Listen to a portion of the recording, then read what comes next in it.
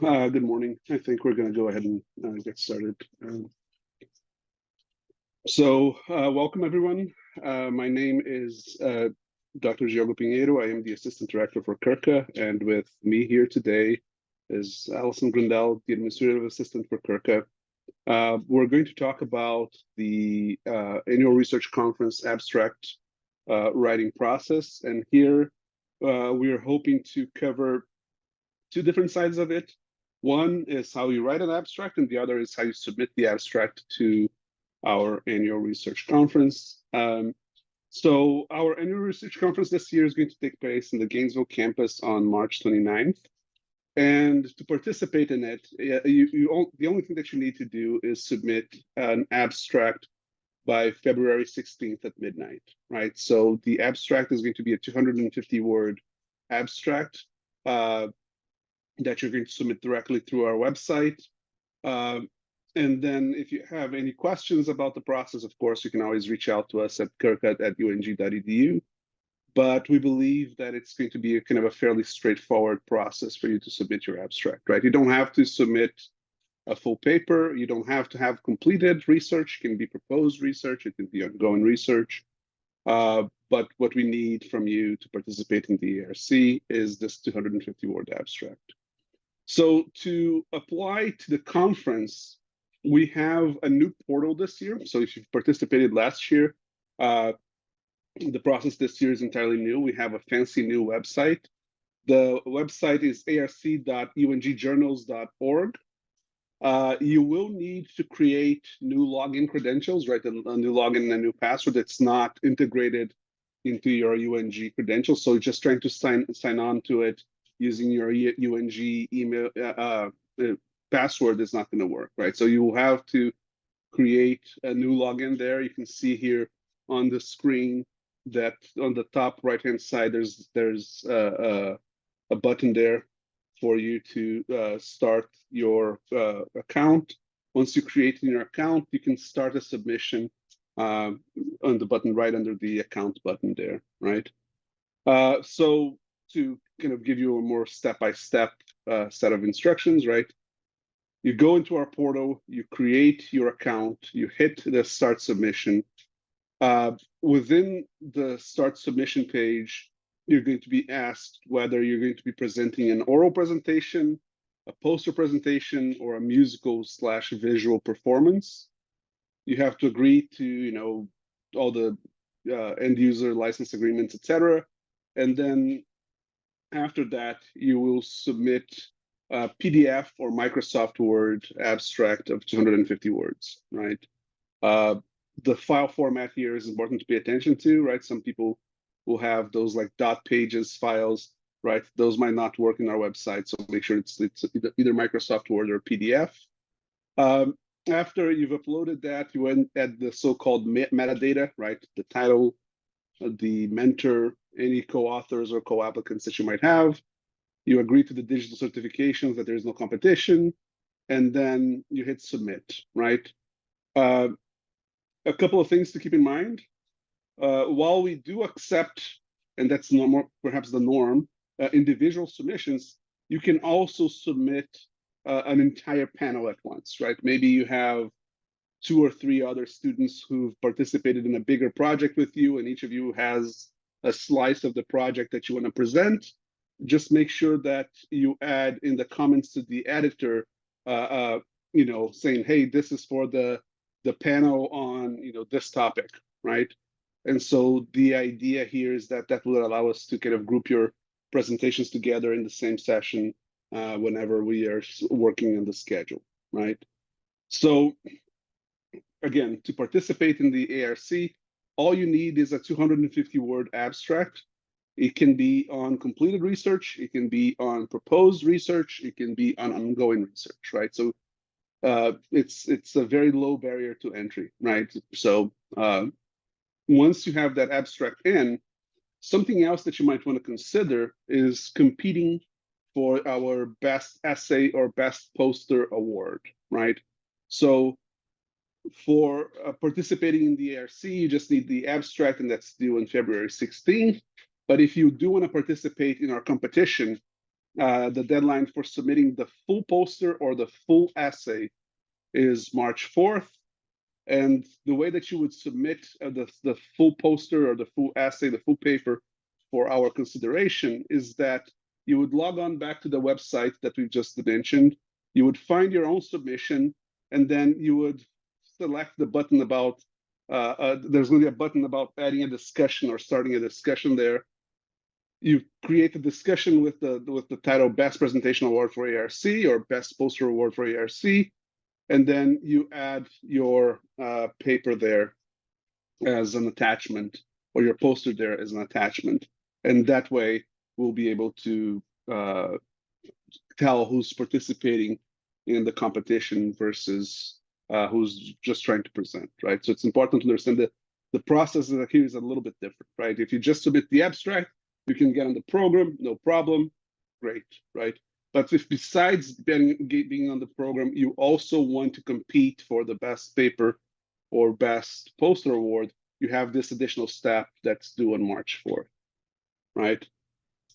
So if you're trying to come up with an abstract, if you're trying to come up with a presentation, right? The ARC is really good because you don't have to be perfect at presentations, right? Maybe you are struggling with knowing some of the jargon. Maybe you're nervous in presenting in front of other people. Maybe you've never done this before.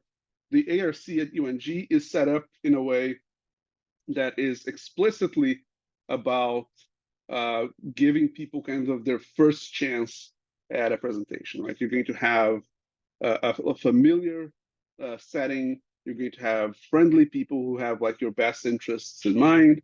And so the ARC is a great place to start out, right? If it's your first time, it's also a great place to get kind of like another a line on your CV, so that when you're applying for jobs or preparing for grad school, you are able to have that to show, hey, I've done this sort of stuff, right?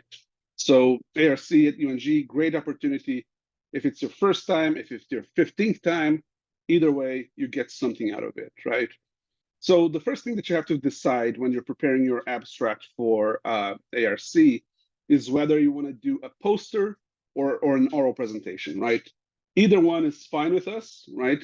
And so just to go a little bit over the details of the difference between a poster and an oral presentation. And a poster, you would create an actual poster, you would put it in our poster session, you would stand by your poster, and people would walk by your poster and ask informal questions, ask for details, and so you would explain your research in about 3 to 5 minutes, right? So you give that kind of like elevator pitch of your research to people who are walking by in the middle of a poster session with many other posters around you, right? It's very common. It's a very good way for first-timers to get their kind of feet wet in conferences. It's very common, especially in the sciences and the natural sciences, right? But it is a nice way to get kind of started in conferences, right? So that's one possibility. The other possibility is giving an oral presentation. So the way that we organize oral presentations, and it's going to be very common in the liberal arts, is that we're going to create a panel. This panel is going to have 3 or 4 papers, depending on the size and how many submissions we have. This panel is going to be about an hour long, and within that hour, you're going to have 10 to 15 minutes to present your research, and then about 5 minutes of Q&A at the end, where people are going to say, hey, what about this? Did you consider that? That's the sort of idea, right? So which one works for you, it doesn't matter. You can do either way. We accept both. There's no one that's more or less likely to get you accepted. We have awards for both, and so it's really about what's comfortable for you, what makes sense given your project, what makes sense given the standards of your field, right? If you're still in doubt after this, maybe talk to your mentor, and they'll be able to suggest, either poster or oral presentation, right? So in the abstract itself, right, if we're talking about writing the abstract itself, what we want in the abstract is a fairly short summary of your project, right? We have 250 words. It should be something that's going to be fairly general. It's going to have like this big picture view of your project. And so normally what the way that the abstract goes, it's going to be this kind of big picture view intended for a general audience, right? If you look at the CURCA website link here, you can see kind of examples of what we're talking about here, right? So specifically in terms of the abstract, you want to start out with the big picture question that you're trying to deal with, right? And why it's an important question, right? Okay, you know, many people have tried to deal with this problem, and it's an important problem because of X, Y, and Z, right? So you start out by pointing out the big reason for why people should care, right? The problem that you're trying to tackle. It can be a scientific problem, it can be a real world problem, but you're trying to explain, hey, here's this big issue that we have that would be important for us to fix, right? Either by improving our scientific understanding or by providing a real world, you know, improvement or something along those lines. After setting up this kind of really broad, big picture idea of your project, you try to locate some space in the literature where there's a gap, right? People haven't talked about this particular aspect of the problem, or they have talked about it, but not in this particular context, right? And so that's the next step on the abstract. After that, you talk about your method, your argument, the details of what you actually did, and then you have like a sentence or two indicating your general findings, right? If it is proposed research rather than completed research, you talk about what you hope to accomplish, right? It's important to be kind of free of jargon, right? You want people who are not just explicitly in your field to understand what you're doing, right? Of course, some jargon is inevitable, but try to kind of write with a particular audience in mind. And again, the idea here is, why should we care? Big picture, right? What have other people tried to do this with regards to this big picture problem? What am I doing? What did I find out, or what am I trying to find out? Those are the kind of the four things that a good abstract is going to have, right? Now, the way that we handle this at ARC is that once you submit your abstract to us, we're going to send your abstract out to reviewers. And the goal here is not to kind of tear your argument apart, but to provide you with some feedback so that you know how to improve your abstract for the next time, right? And so we very rarely, if almost ever, reject applicants, right? If there's a decent abstract, we accept almost everybody. But we provide you with this feedback from experts in fields close to yours or in your field, if possible, with the idea that you can use that feedback to improve your abstract for future conferences, right? So when we take your abstract and we send it out to reviewers, the reviewers are going to have this rubric in front of them where they're going to score your abstract based on this rubric. The criteria in the rubric will include the overall writing quality, right? Is it free of grammar mistakes? Is it something that people can understand? Is it something that makes sense? Is it written in a way that looks professional and formal and that sort of thing, right? The next criteria is, how is the thesis statement or hypothesis or statement of purpose, right? Like, you're doing your project for some reason, right? You're trying to test a hypothesis, you're trying to create a particular idea, you have a particular research question in mind, and that is going to be the next element in the rubric, right? Where the reviewers are going to be like, okay, I can understand what this project is trying to show, right? Next is the evidence of supporting research, if it's completed research or ongoing research, or that you have given it enough thought, right? So even if you have not completed your research and you're just presenting it as proposed research, you have to demonstrate that you've given some thought to how you're going to conduct your project, right? What's the methodology? What are you trying to do here, etc. And then the last item in the rubric is the significance or relevance of your content to the field, right? Is this a worthwhile, an interesting, and important project or not, right? And again, the idea here is that we're not trying to tear you down. We're trying to provide you with some feedback so that once you try to take your project to conferences external to UNG, when you're trying to kind of take the next step in your research or creative career, you have some idea of how to improve on the things that you've submitted, right? So to kind of review what we've talked about here so far, right? To submit your abstract, we have a new website. The link is going to be on our CURCA page. It's arc.ungjournals.org. You're going to have to create a new account there. Once you create a new account there, you can start a new submission. On your submission, you're going to have to submit a 250-word abstract that should follow these criteria that we have here in the rubric, and you should indicate whether you want to do oral presentation, poster, etc.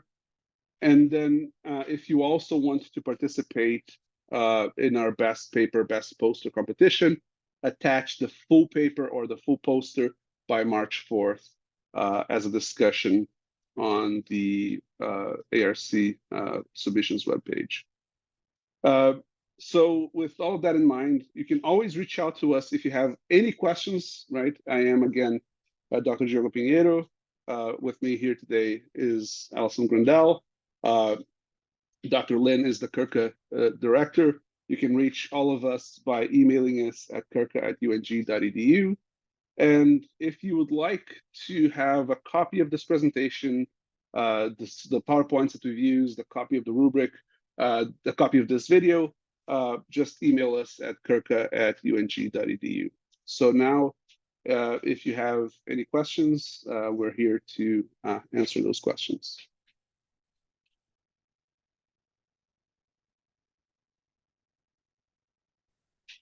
Hey, my name is Sarah. I'm doing research in metacognition and reading comprehension, and my research is ongoing. So my thoughts when I was, coming into this was, how do I write an abstract with ongoing research? Because all the examples out there are obviously from completed papers. So do you have any advice about that? Well, I think the simplest advice is to be clear about the stage of the project that you're in. We are currently collecting data, or we are currently running an experiment. We are currently, something along those lines, right? And then you can say what you hope to find, right? You don't have to say, here's our findings. You can say, so we are running an experiment with an experimental and a control group where the experimental group does this, the control group does that, and we hope to find or to be able to answer or to be able to detail the process through which this thing happens, right? So it's okay to be very descriptive in terms of what you're doing and then of what you're hoping to find, right? Does that make sense? Yes, thank you. Other questions?